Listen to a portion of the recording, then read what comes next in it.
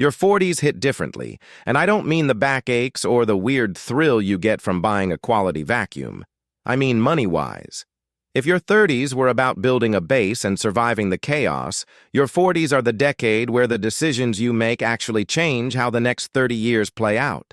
You might start noticing things you never expected, like suddenly realizing that some financial mistakes from years ago are coming back to haunt you, or that opportunities to grow your wealth are right in front of you if you know where to look.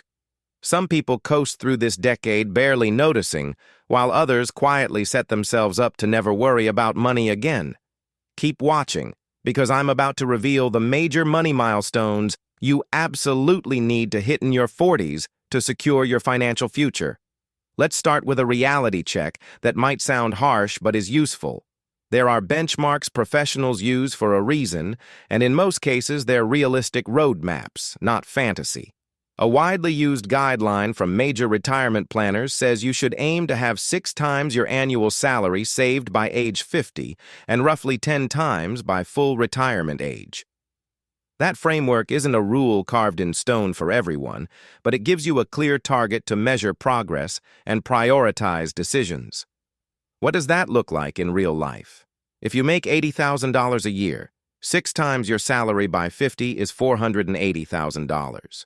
If you get serious in your 40s and keep contributing about 15% of your pay while your investments grow at a reasonable rate, that $480,000 can become more than $1.5 million by your late 60s.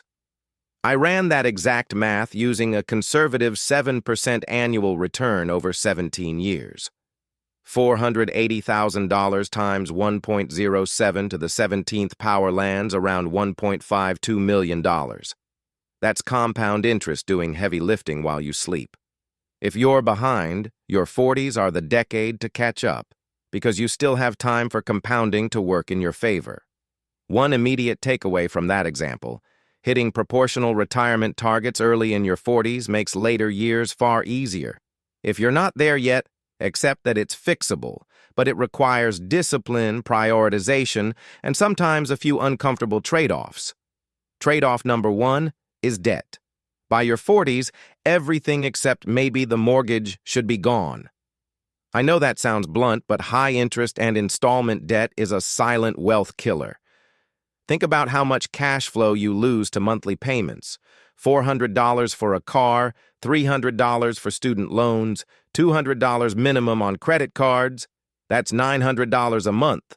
Over 10 years, that's about $108,000 in cash out the door. But the real loss is opportunity cost. Put $900 a month into the market at an 8% return, and you'll have roughly $165,000 in 10 years and around $540,000 in 20 years. Those numbers are the difference between living off a modest pension and having options. Letting low or no value debt hang around in your 40s is like trading retirement cushion for short-term comfort. I learned this myself. I cut a $400 car payment 8 months after I realized what that money could become invested instead. I kept the car and drove it longer. Best financial move I made in that stretch. A second practical move for your 40s is to build a fortress-level emergency fund. When you were younger, 3 to 6 months of expenses might have felt enough.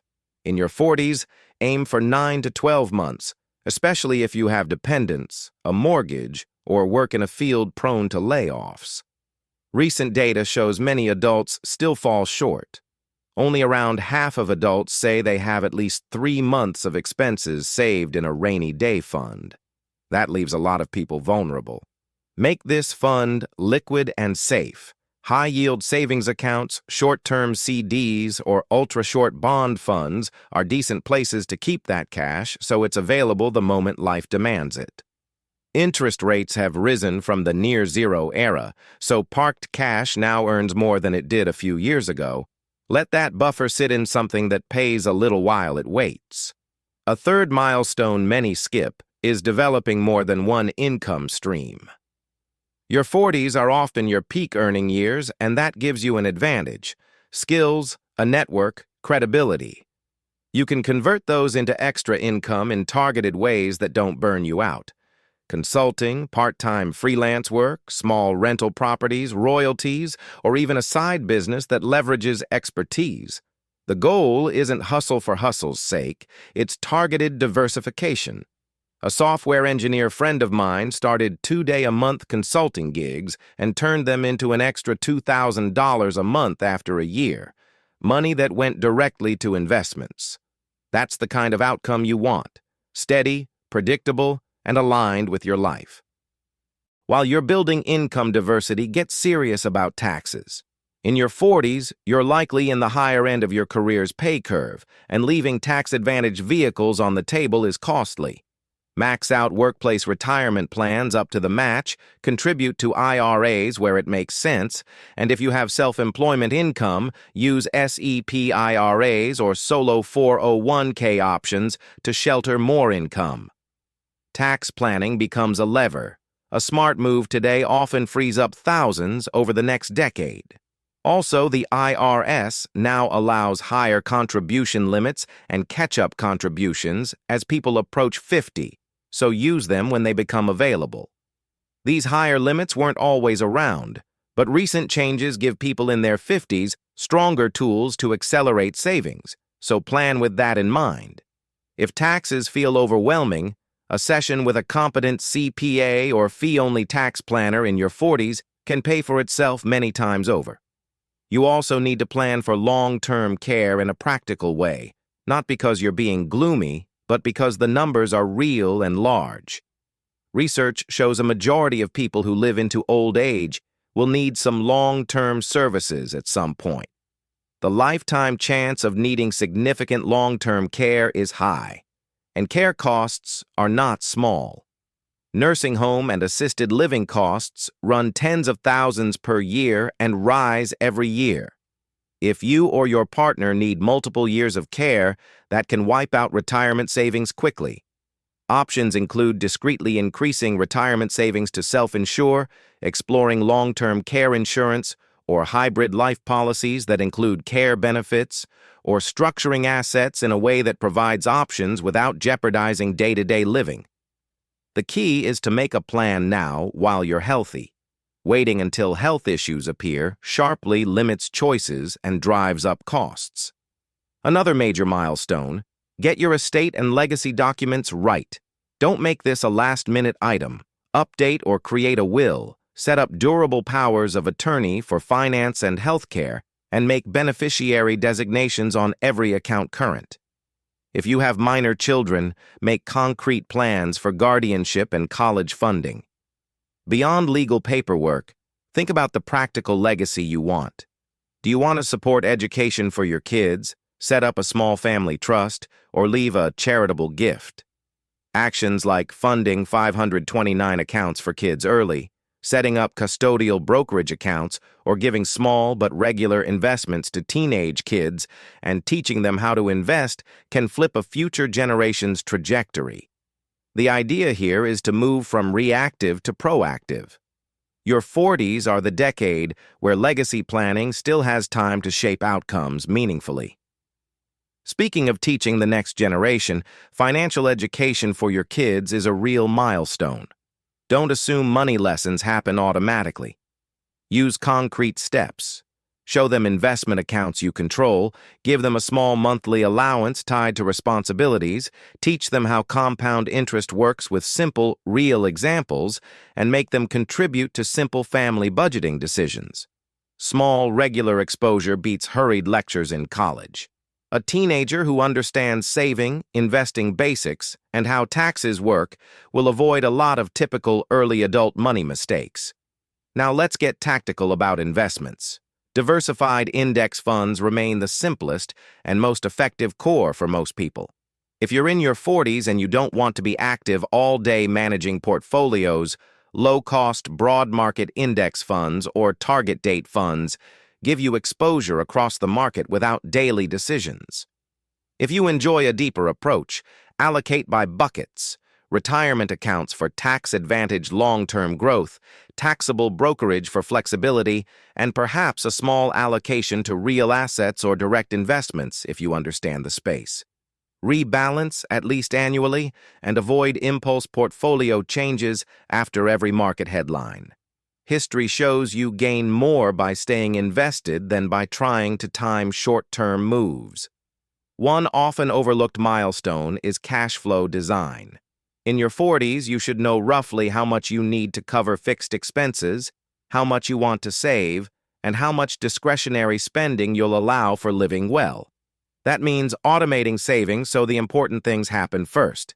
Set up your accounts so that when your paycheck hits, a percentage goes to retirement, a fixed dollar amount tops up your emergency fund until it reaches target, and a portion goes into a taxable investment account for medium-term goals. Then live from what's left. Automation removes decision friction and prevents "I'll save later" from becoming "I never saved." This automation also helps you avoid the trap of lifestyle inflation. When income rises, automate increases in savings rather than in spending. An adjacent milestone is strategic spending. Your 40s aren't about living like a hermit. They're about getting the most value for dollars you spend. An adjacent milestone is strategic spending. Your 40s aren't about living like a hermit. They're about getting the most value for dollars you spend. Spend on health, because good health saves money and time later.